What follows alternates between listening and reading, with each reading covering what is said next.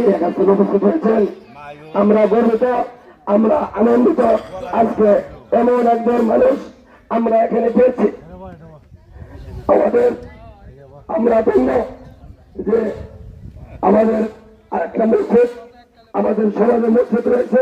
আমাদের বাপদাদা থেকে আমরা দেখে আনছি যে এই চিকিৎসক 18-12 মধ্যে আমার মনে হয় যে 50% লোক আমাদের এই পুরাতন মসজিদে তারা নামাজ আদায় করছেন। অনেক দূর দূরান্ত থেকে দাদাদের কাছে শুনেছি, বাবার কাছে শুনেছি যে নৌকা দিয়েছে ইনশাল্লাহ এই আমাদের পুরাতন মসজিদে নামাজ পড়েছেন, কিন্তু আমরা দেখতে পারিনি। তবে আল্লাহর কাছে আমাদের লাখো লাখো শুকরিয়া যে যারা মসজিদ আবাদ করতেছেন, আমার 14 জন শিক্ষক এবং